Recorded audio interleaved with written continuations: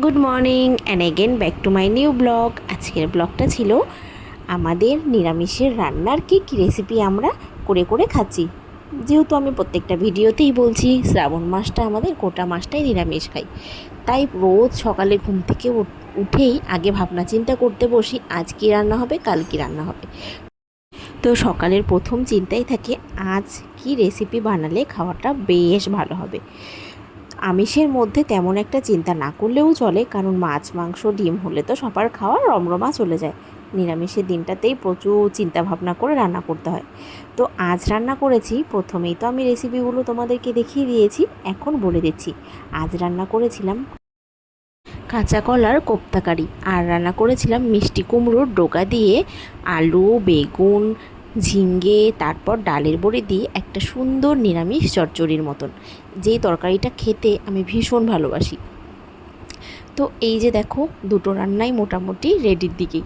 এক তো আমার এই ডোকার চচ্চড়িটাও হয়েই যাচ্ছে, আর এই দিকে মা কোপ্তার জন্যে বড়ার সমস্ত কিছু রেডি করে মেখে দিচ্ছে, আর এই দিকে দুজনে মিলে আলু ছুলে নিচ্ছিলাম।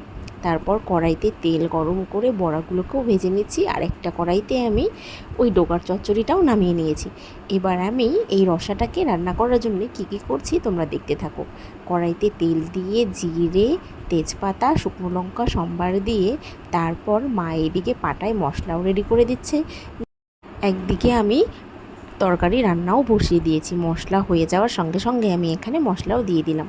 আমি মশলার মধ্যে রেখেছিলাম জিরে বাটা আদা বাটা লঙ্কা বাটা, একদম সিম্পল জিনিস দিয়ে। এই রান্নাটা সিম্পল হলেও খেতে কিন্তু দারুণ টেস্ট লাগে। এর আগে শ্রাবণ মাসেও আমি এই কাঁচা কলার কোপ্তার রেসিপিটা তোমাদের সঙ্গে শেয়ার করেছিলাম। এবছরও সেম প্রসেসেই রান্না করছি। আমার কিন্তু আবার এরকম ছোটো আলু দিয়ে রান্না করলেই বেশি ভালো লাগে। রসা ঠসা আমার ছোটো আলুরই বেশ ভালো লাগে খেতে। তো এদিকে আমার মশলা কষানোও রেডি হয়ে গেছে, দেখো মশলার থেকে তেলও ছেড়ে দিচ্ছে। এবার আমি এটার মধ্যে দিয়ে দেবো জল। তোমরা চাইলে তোমাদের মাপ মতন জল দিতে পারো, আমি বেশি একটা পাতলা পাতলা করব না বলে আমি মোটামুটি জল দিয়ে দিলাম। তারপর একটু ঝোলটা উতলে গেলে এবার আমি কোপ্তাগুলোকেও ছেড়ে দিচ্ছি। তারপর কোপ্তাগুলো দিয়ে বেশ ভালো করে নাড়াচাড়া করে ভালো করে ফুটে গেলে তারপর এর মধ্যে আমি দিয়ে দেব গরম মশলা, যেটা আমি বেটে রেখেছিলাম, এলাচ আর দারচিনি। তারপর এর মধ্যে দিয়ে দিলাম ঘি, 1 চামচ মতন ঘি দিয়ে কিছুক্ষণ ঢেকে রেখে তারপর ঢাকনাটা উঠিয়ে দিলেই রান্না হয়ে গেল আমার রেডি।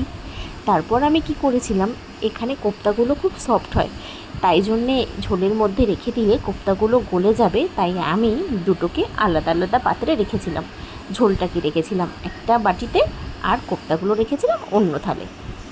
তো আজকে আমাদের এই রেসিপিটা তোমাদের কেমন লাগলো অবশ্যই লাইক করো আর কমেন্ট করে জানিও। ভিডিওটা এখানেই শেষ করছি।